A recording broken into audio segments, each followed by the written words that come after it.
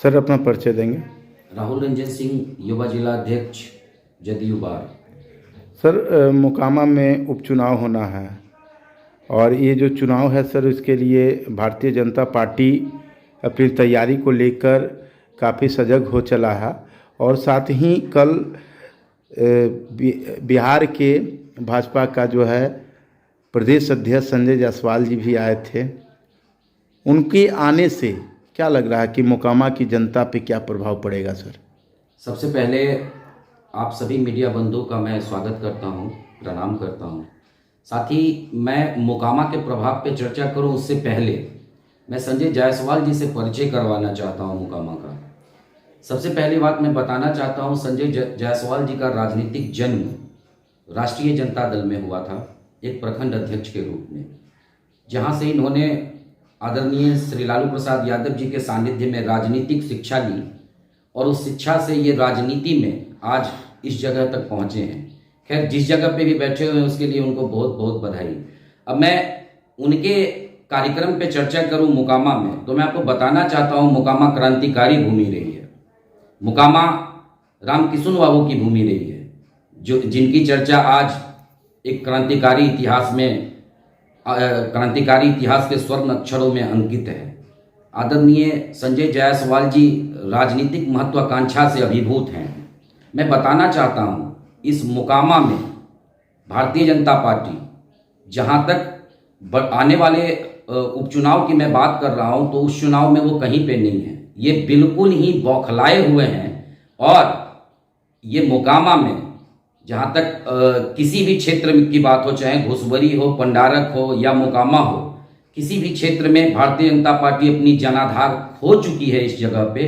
और यहाँ पे किसी भी कार्यक्रम को करने से या भारतीय जनता पार्टी के किसी भी एक पंचायत में अपनी स्थिति उसकी अच्छी नहीं है। और यहाँ पे सशक्त हैं, यहाँ पे सारे कार्यकर्ता महागठबंधन के, खासकर जनता दल यूनाइटेड के हर एक पंचायत के कार्यकर्ता कमर कस के तैयार हैं और चुनाव में निश्चित तौर पे किसी भी तरह के सब्जवाग दिखाने की जो प्रयास की जा रही है भारतीय जनता पार्टी के तरफ से, एक झूठा चेहरा जो दिखाया जा रहा है मोकामा के लिए, वो यहाँ चलने वाला नहीं है। मैं एक चीज और इसमें बताना चाहता हूं, यहाँ ये श्री नीतीश कुमार जी की वर्तमान सरकार है जो मन की बात नहीं करती है, काम की बात करती है। और हम विकास की बात करते हैं, हम मन की बात नहीं करते हैं। आज सामाजिक उत्थान में जहां तक हमारी समाज पहुंच पाई है उसमें सिर्फ और सिर्फ आदरणीय श्री नीतीश कुमार जी का योगदान है। और किसी भी तरह के, चाहे संजय जायसवाल जी हों या कोई भी भारतीय जनता पार्टी का नेता हो, पूरे बिहार के किसी भी सामाजिक योगदान में भारतीय जनता पार्टी की भूमिका नहीं रही है और समाज इन चीजों को बखूबी जानता है। ये अंग्रेजों वाली नीति मोकामा में नहीं चलेगी, फूट डालो और राज करो। यहाँ की जनता सशक्त है, क्रांतिकारी है, बाबा परशुराम की यह धरती है और यहाँ पे एक एक कार्यकर्ता महागठबंधन का बेसब्री से आगामी चुनाव का इंतजार कर रही है और मुंहतोड़ जवाब देगी आगामी चुनाव में। ये जो है सीट जो है जदयू का रहा था, लेकिन इस बार जो है आरजेडी का विधायक है। क्या लग रहा है कि आपके महागठबंधन का कैंडिडेट कौन होंगे? मैं इस विषय पे आपको आपके माध्यम से मैं सभी लोगों को बताना चाहता हूं, आदरणीय श्री नीतीश कुमार जी इस निर्णय और राष्ट्रीय अध्यक्ष श्री ललन बाबू इस निर्णय के लिए अधिकृत हैं। मैं बताना चाहता हूं, उम्मीदवार कोई हो, महागठबंधन का उम्मीदवार कोई भी तय हो, जनता महागठबंधन और श्री नीतीश कुमार जी के विकास को जानती है। इसके अलावे और कोई भी ज्ञान से यहां मतलब है ही नहीं। जो भी उम्मीदवार होंगे पूरी कार्यकर्ता उनका स्वागत करेगा, हर एक कार्यकर्ता उनका स्वागत करेगा और पूरे तन मन धन से उनको चुनाव में एक बड़ी जीत दिलाने के लिए प्रतिबद्ध है और तैयार है। सुनने में यह भी आ रहा है कि जो निवर्तमान विधायक अनंत सिंह जो रहे, उन्हीं की पत्नी नीलम देवी को महागठबंधन टिकट दे रही है। ये निश्चित तौर पे इन चीज़ों में जो हमारे प्रदेश या राष्ट्रीय पदाधिकारी हैं, ये वो लोग तय करते हैं राजनीति में किन्हें चुनाव लड़ना है, नहीं लड़ना है। हम कार्यकर्ता धर्म का पालन करना जानते हैं और कोई भी कार्यकर्ता इन चीज़ों से परे है और उन्हें बस अपने उम्मीदवार की प्रतीक्षा है। जो भी उम्मीदवार यहाँ पे तय होंगे महागठबंधन के तरफ से। आपको उनसे कोई दिक्कत नहीं है जदयू को? दिक्कत क्या होगा? श्री नीतीश कुमार जी के किसी भी कार्य से किसी को दिक्कत हुआ है क्या बिहार में? आदरणीय श्री नीतीश कुमार जी आज बिहार जहां पे भी खड़ा है, जिस स्थिति में खड़ा है, अगर बिहार में विकास की चर्चा होती है तो सिर्फ और सिर्फ एकमात्र देन है आदरणीय श्री नीतीश कुमार जी। इसमें कहीं कोई दो राय है क्या? तो जो भी कैंडिडेट यहाँ पे तय होते हैं महागठबंधन की तरफ से, पूरी महागठबंधन की कार्यकर्ता और खासकर जनता दल यूनाइटेड की सशक्त कार्यकर्ता उस उम्मीदवार को एक बड़ी जीत के लिए काम करेगी, ये तय है। भाजपा कार्यकर्ता सब जंगल राज कहकर चुनावी मैदान में उतर रहे हैं। क्या लग रहा है ये जो उनका नारा होगा जंगल राज वापस आ गया, तो ये कहाँ तक सफल हो पाएगा? आपको एक चीज मैं बताना चाहता हूँ, उनका मैनिफेस्टो उठा के देख लिया जाए, चुनावी मैनिफेस्टो। हर मैनिफेस्टो में वो अलग अपनी तरफ से तय करते हैं। जहां तक बात है 15 लाख रुपया अकाउंट में आने का, और एक चीज मैं जरूर इसमें जोड़ना चाहूँगा, मोकामा वो भूमि है जहाँ पे युवा शिक्षा से मेहनत करते हैं और आज जितनी भी गवर्नमेंट की जॉब्स हैं या बाकी के चीज हैं उसके लिए अपनी जिम्मेवारी तय करती हैं, वहां पे जाके अपनी भूमिका सुनी। जनता पार्टी के शीर्ष नेता सब जो बिहार में हैं, मुख्य रूप से उनका कहना है कि जंगल राज के साथ मिलकर नीतीश कुमार एक बड़ी गलती किए हैं। ये कहाँ तक के सार्थक है? सबसे पहले तो मैं एक चीज बताना चाहता हूँ कि एक बच्चा जन्म लेता है और जन्म लेने के कुछ ही दिनों बाद अगर उसकी चरित्र चित्रण की जा रही है तो भाई जो चित्रण करने वाले व्यक्ति हैं, मैं उनकी मानसिक स्थिति यहाँ पे बताने की जरूरत नहीं है। दूसरी बात, जहाँ तक जंगल राज की बात करते हैं, ये जुमलों वाली बात यहाँ नहीं चलेगी। ये बिहार है, ये क्रांति की भूमि है। यहाँ पे आप जिस तरह की विचारधारा और जिस तरह की जुमलों की सरकार आप केंद्र में चला रहे हैं, उस तरह की सोच यहाँ पे किसी भी तरह से इम्प्लीमेंट करना चाहेंगे तो जनता तत्पर है, जनता सक्रिय है। क्या चाहिए आपको?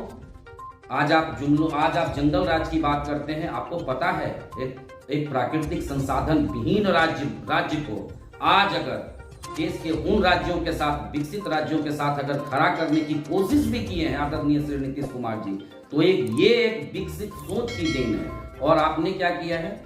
आपने डिमोनिटाइजेशन किया, रिजल्ट पूरा इंडिया, पूरा वर्ल्ड जान रहा है। आपने उसमें कितनी कामयाबी हासिल करी?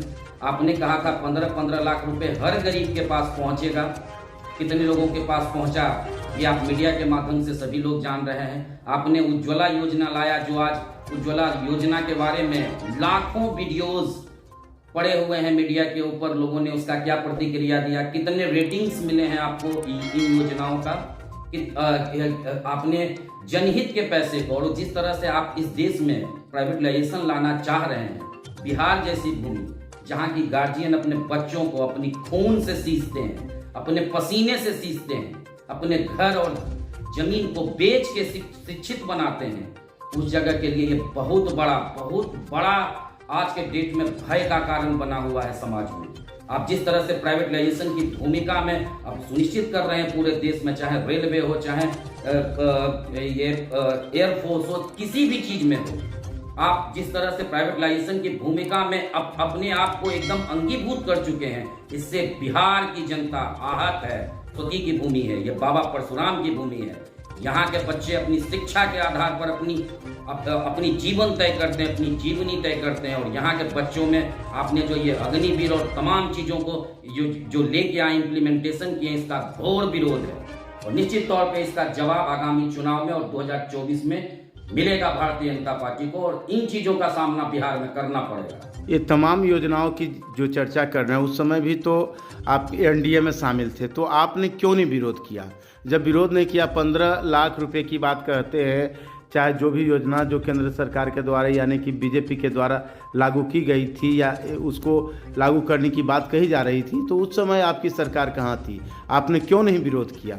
बिल्कुल, बहुत ही सुंदर प्रश्न आपका है कि चूंकि मैं भी तो उस समय अलायंस में इनके साथ था। मैं एक चीज़ आपको तय करना चाहता हूँ, हमारे जितने भी लोग या हमारे जितने भी जदयू के नेता हैं या एक कार्यकर्ता है, उन लोगों से ये प्रश्न समाज में पूछा जाता था कि आपके अलायंस के सरकार ने, जो केंद्रीय सरकार है, उसने 15-15 लाख युवाओं हर परिवार को देने का जो वादा किया था, वो वादा अभी तक पूरा नहीं हुआ है। तो हम लोग निश्चित तौर पे उत्तर नहीं दे पाते थे इन चीज़ों का। और दूसरी बात, जहाँ तक बात रही कि सरकार में हमारी भागीदारी है, सरकार में हमारी भागीदारी नीतियों के साथ थी। हम निश्चित तौर पे एक एक नीतियों का मूल्यांकन किए और जब निर्णायक समय आया तो इस सरकार से, इस जुमले वाली सरकार से अलग हो जाना अपने आप को पसंद किया और समाज के साथ खड़ा होना आदरणीय श्री नीतीश कुमार जी की सोच रही है। निश्चित तौर पे इन चीजों के साथ किसी भी कीमत पे समझौता नहीं करेंगे। समय लगा, लेकिन आज निश्चित तौर पे पूरे देश में, देश के तमाम पार्टियों के साथ आदरणीय नीतीश कुमार जी बैठने वाले हैं और उनसे आह्वान कर रहे हैं कि आओ और 2024 में ये जुमले वाली भारतीय जनता पार्टी की सरकार को दिल्ली के राजगद्दी से उठा के बाहर फेंक देना है। यही हमारी नीतियां तय हुई। जहां तक बात रही संबंध की, तो संबंध के लिए हमने अपना कर्तव्य निभाया। हमने कभी अपने कर्तव्य से अपने आप को अलग नहीं किया। किसी भी एक कार्यकर्ता जनता दल यूनाइटेड का जो भी आदेश हो गठबंधन के लिए होता था, उसके लिए तत्पर रहता था। लेकिन आप मीडिया वाले पता कर सकते हैं, लाखों वीडियोस पड़े हुए हैं सोशल मीडिया के ऊपर। और अभी कुछ दिन पहले जो मॉडल पेश किया गया था आरसीपी और चिराग मॉडल, वो किसी से छिपा हुआ नहीं है भाई। हमने तो निश्चित तौर पे गठबंधन धर्म का पालन किया, जो जिस गठबंधन की नींव आदरणीय श्री अटल बिहारी वाजपेयी ने रखी। ये लोग, ये वर्तमान भारतीय जनता पार्टी के जो लोग हैं, इनकी नीतियां मर चुकी है, इनका जमीर मर चुका है और ये सिर्फ और सिर्फ अंग्रेजों द्वारा लाई नीतियों के साथ राज करना चाहते हैं। लेकिन मैं बताना चाहता हूं, ये बिहार की भूमि है, यह क्रांतिकारी भूमि है और यहाँ के लोग किसी भी तरह से इनकी यह विदेशी नीति है, इनकी यह अंग्रेजों वाली नीति को कभी फलीभूत होने नहीं देंगे। और मैं एक बार पुनः तमाम बिहार वासियों से अनुरोध करूंगा, आह्वान करूंगा कि इस देश के लिए यह विकट परिस्थिति है, एक हो जाइए और एक होके ये अंग्रेजोवादी सोच को यहाँ से उखाड़ फेंकिए। ये बहुत जरूरी है, ये समाज हित में बहुत ही आवश्यक है।